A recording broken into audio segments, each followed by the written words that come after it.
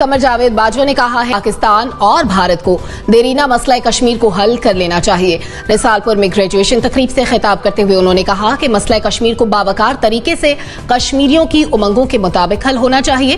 Army chief کا کہنا تھا کہ کشمیر میں انسانی المیے کو منطقی انجام تک پہنچ جانا چاہیے، تاہم امن کے لیے ہماری خواہش کو ہماری کمزوری نہ سمجھا جائے۔ ہمارا سوال کچھ اس طرح سے ہے کہ پاکستان اور بھارت کو مسئلہ کشمیر عوامی امنگوں کے مطابق پرامن طریقے سے حل کرنا چاہیے۔ آرمی چیف کا یہ کہنا ہے تو مسئلہ کشمیر کا پرامن حل آخر کیسے ممکن ہے؟ بریگیڈیئر صاحب،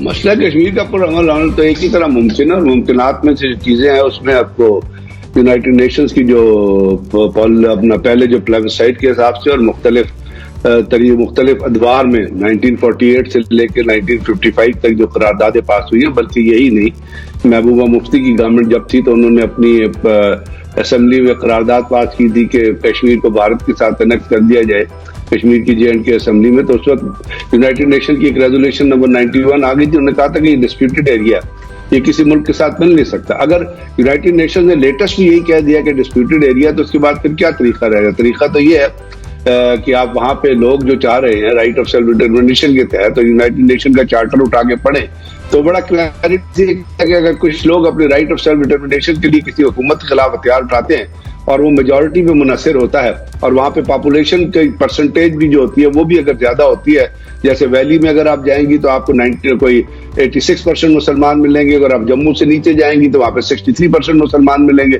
تو ٹوٹل ایوریج نکالنے کہاں پہ جا کے بیٹھتی ہے؟ تو یہ تو UN کا چارٹر کہتا ہے کہ آپ ان کو رائٹ آف سیلف ڈٹرمنیشن دیں، جو اس سے پہلے UN نے دیا، ایسٹ تیمور میں دیا، ساؤتھ سوڈان میں دیا۔ لیکن اب یہ ہے کہ اس کے ساتھ جو لمیٹیشنز ایڈڈ ہیں، اس کے ساتھ جو کلوزز ایڈڈ ہیں، ان کلوزز کو پورا کرنے کے لیے کون سی سپرویژن ہوگی؟ اس کلوزز کو پورا کرنے کے لیے UN نے 1951 میں ایک آربیٹریشن جنرل بھی اپوائنٹ کیا دیا تھا، اور ایک کونسل بھی بتا دی تھی، 4 ملکوں کا ایک وفد بھی بتا دیا تھا۔ اب اس میں یہاں پہ جو سوال یہ ہے کہ کیا وہ پاکستان کو، وہ پہلے بھی ایکسیپٹیبل تھا، پاکستان ابھی بھی ایکسیپٹ کر لے گا، لیکن کیا وہ انڈیا کو ایکسیپٹیبل ہے؟ اور اس کے اندر سب سے بڑی چیز جو ہے جو دیکھنے کی ہے وہ یہ ہے کہ اگر یونائٹڈ نیشن کی قراردادوں کے مطابق مسئلے کو حل ہونا ہے تو آپ کو ڈی انڈکشن کرنی ہے وہاں سے فوجوں کی۔ اب پاکستان نے تو فوج لیول جو مینٹین کی ہوئی ہے وہ بارڈر کے ساتھ ساتھ ہے، اس کے لیے سپرویژن چاہیے، اس کے لیے ایک افیکٹو باڈی چاہیے۔ آربیٹریشن میں کیا ہو، وہ تو پہلے بھی ہو چکی ہے، بات چیت کا تو جیسے یونائٹڈ نیشن کے سیکورٹی کونسل کے اپنا سیکرٹری جنرل نے کہا کہ میں آربیٹریشن کرانے کے لیے تیار ہوں، تو وہ جو آربیٹریشن ہوگی وہ تو ہوگی کہ آپ کس طریقہ کار سے شروع کریں گے، جو پہلے ہی وضع کر دیا گیا۔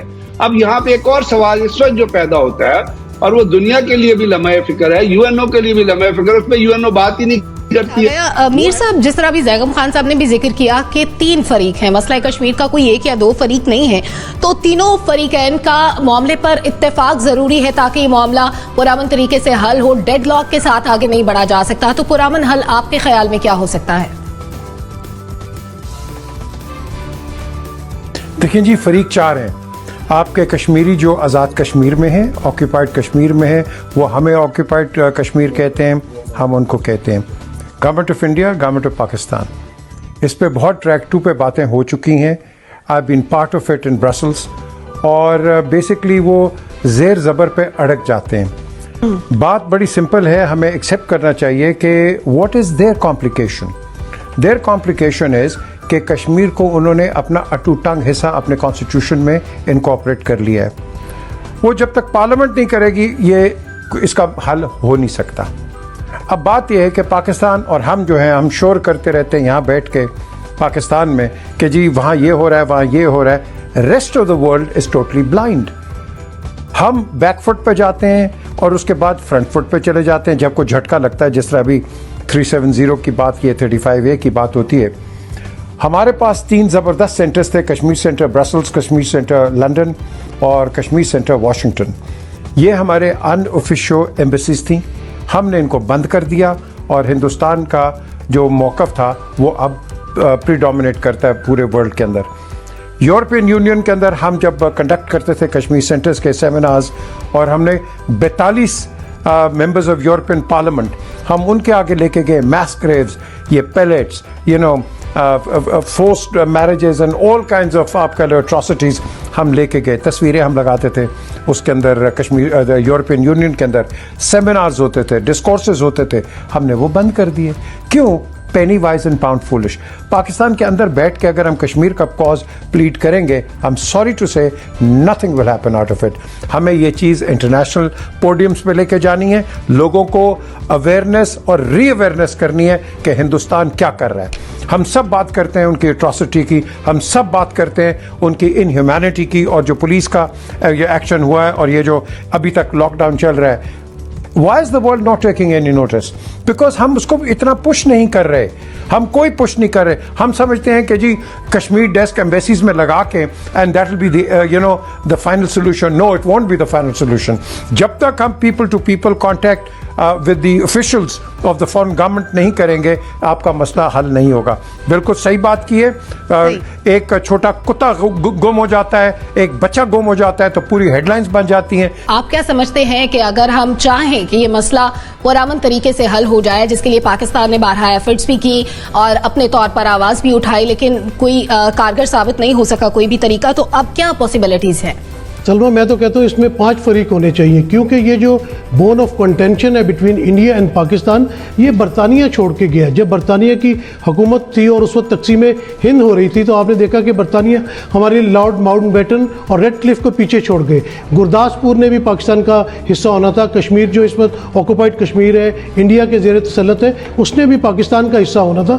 تو اس میں برطانیہ کو بھی فریق بنانا چاہیے اور ان سے کہنا چاہیے کہ اصل میں تو مسئلہ یہ تم نے چھوڑا ہے, اور تم اتنے چیمپئن بنتے ہو ہیومن رائٹس کے, تو آپ ذرا یہ مسئلہ تو حل کروائیں نا.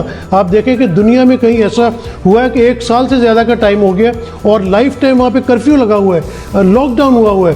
آپ دیکھیں کہ دنیا میں کرونا کی وجہ سے جب لاک ڈاؤنز لگے ہیں تو لوگوں کو 1 ہفتہ 2 ہفتہ اپنے گھروں میں مقید ہونے میں کتنی پرابلم آئی ہے, کتنے کاروبار خراب ہوئے, بچے اسکول نہیں جا پا رہے. تو بھئی دنیا کا ایک خطہ ایسا بھی ہے جہاں پہ 1 سال سے زیادہ کا عرصہ ہو گیا ہے اور وہاں پہ لاک ڈاؤن اور کرفیو لگا ہوا ہے. تو خدا را دنیا کو بھی, عالمی طاقتوں کو بھی اپنی آنکھیں کھولنی چاہیے. UN کیا ہے؟ UN بالکل ایک ڈمی ہے امریکہ کا, وہ کوئی مسئلے کا حل نہیں کروا سکتا.